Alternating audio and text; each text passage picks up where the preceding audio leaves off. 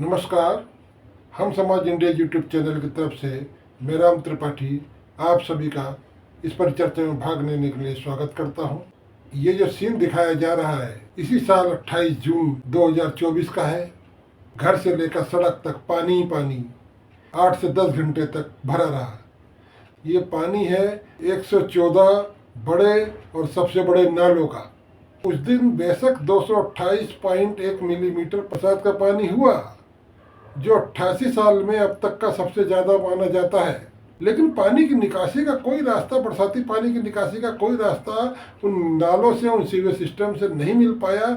जबकि यही दावा किया जा रहा है पिछले 31 साल से कि इन नालों को साफ किया जाएगा ताकि यमुना को और जहरीला होने से और प्रदूषित होने से बचाया जा सके।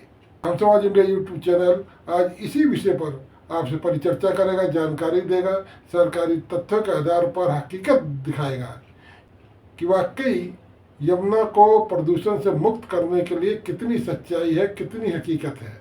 इससे पहले हम समाज इंडिया यूट्यूब चैनल ने अपने 2 प्रोग्राम बनाए थे जिसमें बताया था कि यमुना के अंदर प्रदूषण का क्या कारण है, कौन सी चीज़ें, कौन से तथ्य, कौन से स्रोत यमुना के अंदर प्रदूषण बढ़ा रहे हैं। उनके लिंक हमने डिस्क्रिप्शन में दिए हुए हैं, उन दोनों ही प्रोग्रामों के। उनको आप देखकर आज के प्रोग्राम की गंभीरता, उसके उद्देश्य और उसकी जानकारियों को बहुत बेहतर तरीके से समझ सकते हैं। हम यमुना के जिस रूप की या जहाँ की बात कर रहे हैं वह दिल्ली क्षेत्र के 22 किलोमीटर की है, जो वजीराबाद पुल से लेकर ओखला बैराज और उसके आगे थोड़ा सा आगे असगरपुर तक है। इस 22 किलोमीटर के रूट के अंदर यमुना 1376 किलोमीटर लंबे रूट वाली यमुना, जो यमुनोत्री से प्रयागराज संगम में मिलती है जाकर गंगा नदी से, वह यमुना का 22 किलोमीटर का एरिया ही सबसे ज़्यादा 80% यहीं पर ही प्रदूषित होता है। यमुना को प्रदूषण से मुक्त करने के लिए पिछले 31 साल से लगातार प्रोग्राम चल रहे हैं केंद्र और राज्य सरकार के। इस प्रोग्राम का उद्देश्य किसी एक राजनीतिक दल या किसी एक सरकार या व्यक्ति को घेरना नहीं है, बल्कि उस व्यवस्था पर, उस सिस्टम पर ही एक प्रहार करने की कोशिश की जा रही है, जिसके कारण सब कुछ हवा हवाई हो रहा है। 1993-94 में जापान के सहयोग से, जापान के आर्थिक सहयोग से यमुना एक्शन प्लान बना था। जापान के बैंक ने फंडिंग करी थी। उसके बाद दौर आता है 2002 का, यमुना एक्शन प्लान सेकंड, वो शुरू हुआ। फिर दौर आता है 2013-14 में यमुना एक्शन प्लान थर्ड, जो अभी तक जारी है।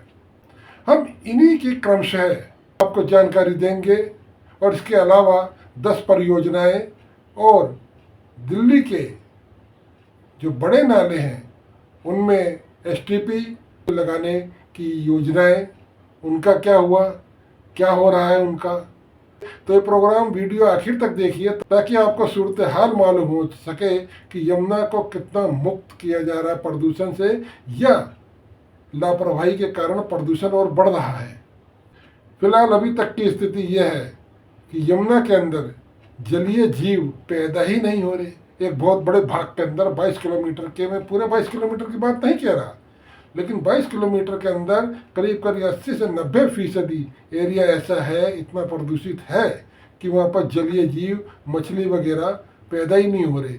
यहाँ पर उन हानिकारक कीड़े मकोड़ों की बात नहीं की जा रही है जो मानव जीवन के लिए ही खतरनाक हैं। यमुना के हालातों पर नजर रखने के लिए वजीराबाद पुल से लेकर कालिंदी कुंज और उसके आगे असगरपुर तक 7 मेन पॉइंट बनाए गए हैं। पता लगाया जाता है कि पानी कितना और जहरीला हो रहा है या प्रदूषण से मुक्त हुआ है। वहाँ पर कोई भी सुधार ऐसा नहीं हुआ है कि जिससे लोकल एजेंसियाँ दावा कर सकें। वैसे तो आप जानते ही हैं, अगर वो थोड़ा बहुत भी अगर इन्हें सफलता मिल जाए सरकार को या लोकल एजेंसी को, तो मीडिया में घूम घूम के गा गा कर बताते हैं। मगर अफसोस वर्तमान हालातों से उनके तथ्य ही बता रहे हैं कि ऐसा कुछ नहीं है। यमुना और मैली हो रही है और प्रदूषित हो रही है। यमुना को प्रदूषण मुक्त बनाने के लिए सबसे ज़रूरी है कि दिल्ली के जो नाले हैं उनका जो सीवरेज से निकलने वाला कचरा है, जो सीवरेज वाटर का है, इसके अलावा इंडस्ट्रियल ठोस कचरा जो करीब 20% है, उसको सीवरेज ट्रीटमेंट प्लांट के माध्यम से उसका जहर कम करने के लिए, उसका प्रदूषण कम करके फिर उस पानी को यमुना में फेंका जाए ताकि यमुना इतनी मैली ना हो, उसका शुद्धिकरण किया जा सके, वह कम से कम डुबकी लगाने के लायक तो हो। तो उसके लिए पूरी योजना बनी। 9 साल पहले नेशनल ग्रीन ट्रिब्यून ने ऑर्डर करे तो बड़े नालों में 32 एसटीपी सीवरेज ट्रीटमेंट प्लांट बड़े नालों में लगने थे और 40 डिसेंट्रलाइज सीवरेज ट्रीटमेंट प्लांट और लगने थे। यानी कि कई क्रम में बड़े नालों में आने वाले जो मध्यम नाले हैं वहीं पर ही उन्हें ट्रीट किया जाए सीवरेज वाटर को, उससे आगे फिर बड़े नालों में। तो एक अच्छी प्रक्रिया, एक बहुत सुखद एहसास होता है जब इस प्रक्रिया के बारे में जानते हैं, इस योजना के बारे में जानते हैं जिसकी घोषणा हुई। जानते हैं 9 साल बाद भी उसकी उनकी क्या हालत है।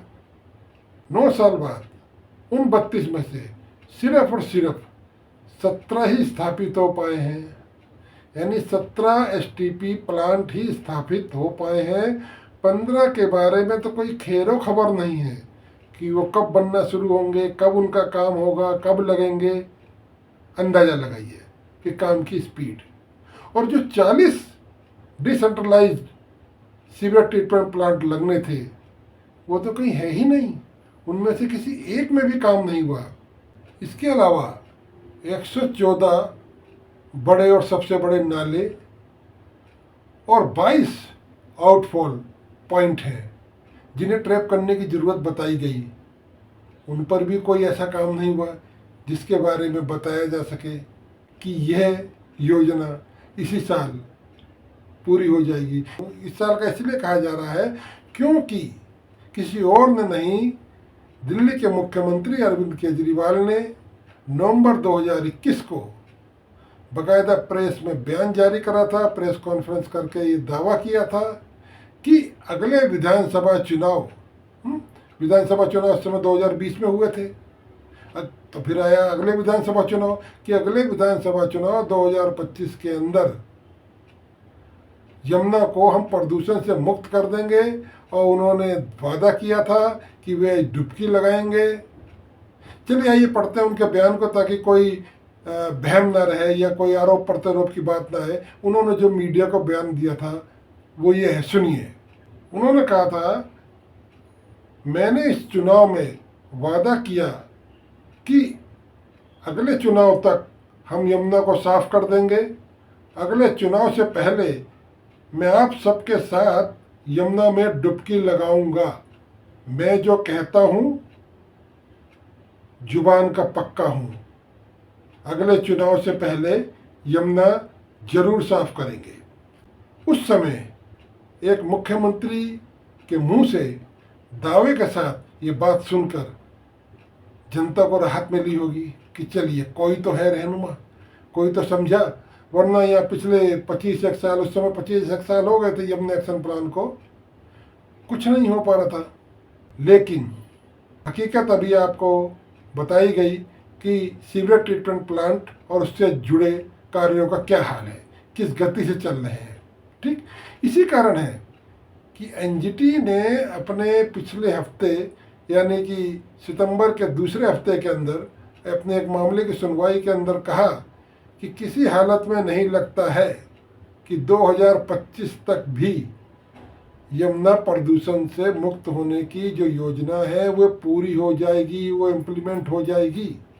पहले तो योजना ही इम्प्लीमेंट नहीं हो रही है, पहले तो योजना इम्प्लीमेंट होगी, उसके बाद देखा जाएगा वो योजना कितनी सफल रही है, क्या काम हो रहा है क्या नहीं। उससे पहले यह दावे किए जा रहे हैं। हाँ, मजे की बात और देखिए, उन्होंने केजरीवाल जी ने, मुख्यमंत्री केजरीवाल जी ने दावा करते हुए ये भी कहा कि 70 साल हुए हैं भाई, 70 साल से प्रदूषित हो रही है, पॉल्यूटेड हो रही है यमुना। ये 70 साल वैसे भी एक राजनीतिक मुहावरा बन गया है। इसके क्या मायने हैं ये खैर आप जानिए। अब आते हैं दूसरे बिंदुओं पर जो योजना से जुड़े हुए हैं। केंद्र और राज्य सरकार की सभी परियोजनाएं फेल अभी तक साबित मानी जाएंगी और वो हुई भी है। लेकिन हाँ, यमुना को प्रदूषण से मुक्त करने के लिए जो बयानबाजी हुई उसकी हल्की सी एक झलक है हकीकत की। एनजीटी ने खुद माना, अदालत खुद मानती है राजनेता खुद मानते हैं कि प्रदूषण से यमुना को मुक्त करने का जो कार्य करने की जो गति है, जो कछुआ गति है, जो प्लानिंग है, जो मानसिकता है, वो कहीं से भी सकारात्मक पहलू लिए हुए नहीं है। सवाल यह है कि यमुना प्रदूषण से मुक्त होगी कैसे, जब इस तरह की मानसिकता है हमारी। एनजीटी तक, नेशनल ग्रीन ट्रिब्यूनल तक ये मामला ले जाने वाले जो दल हैं वह है दिल्ली के ही निजामुद्दीन वेस्ट एसोसिएशन। उनके काबिल लोग एक लंबी कई सालों की उन्होंने फाइटिंग करी, कई सालों का उन्होंने संघर्ष करा, तब जाकर ये मामला यहाँ तक आया है। उनके बारे में हम समाज इंडिया यूट्यूब चैनल अलग से एक प्रोग्राम बना रहा है। उसका अगला प्रोग्राम में आपको बताया जाएगा वो पूरा मामला क्या था, वो संघर्ष क्या था, वो लड़ाई क्या है जो अभी तक जारी है उन्हीं लोगों से बातचीत के आधार पर। आखिर में चलते चलते ब्रह्म पुराण में यमुना को सृष्टि का आधार कहा गया है। हम सृष्टि के आधार के साथ इस तरह का सलूक कर रहे हैं और ये हकीकत भी है।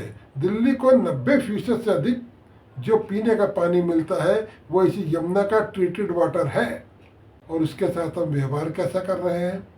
हम अब भी सावधान नहीं हुए तो कब होंगे। नमस्कार।